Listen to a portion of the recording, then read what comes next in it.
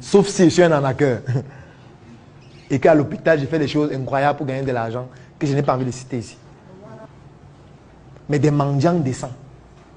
Et tu as dit, un mendiant qui a le doctorat. Il ne mange pas comme les autres. Mais sa manière de manger, c'est dire, j'ai l'honneur. J'ai l'honneur. Faites-moi confiance, je vais vous montrer de quoi je suis capable. J'ai fait le stage à la tête. C'est une autre manière de manger. Tu es un mendiant décent. Les autres, eux, ils ont compris que ça ne sert à rien d'avoir la décence. Ils ont compris que gagner besoin de 100 francs. J'ai besoin de 100 francs, gars. Je ne veux pas de décence. Si tu peux me donner 100 francs, donne-moi. Il me bat avec. Mais toi, tu dis, j'ai l'honneur. Peut-être que ce serait mieux de descendre dans la rue aussi. Hein. Parce que si tu descends dans la rue, tu dis, j'ai besoin de 100 francs. Peut-être si on te voit, là, on dit que non, un gars qui a le doctorat et tout. On va le soutenir. C'est ça le problème, en fait.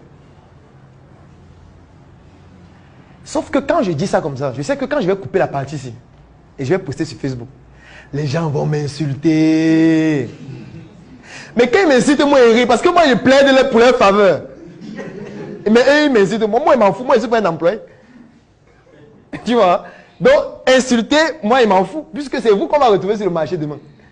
Demain qu'on va lancer, on fait des recrutements, on veut 200 ouvriers. Vous allez venir dire, j'ai l'honneur. On va dire que non, tu n'es pas compétent. On veut un ouvrier qui a déjà travaillé. C'est pour ça qu'on demande à certaines entreprises 5 ans d'expérience, 10 ans d'expérience. Toi, tu es un ouvrier fraîchement sorti de l'école. Non, va là-bas travailler. On s'en fout de ton doctorat. Tu es doctorat, ça fait quoi? Tu sais faire quoi? Tu es docteur en économie, tu dis que le salaire est petit. Dans toute l'économie que tu as appris là, tu n'es pas capable d'appliquer ça sur toi-même. Tu dis que le salaire est petit. C'est ça. On plaide pour les gens, eux ils nous insultent. Pour moi, c'est toujours amusant.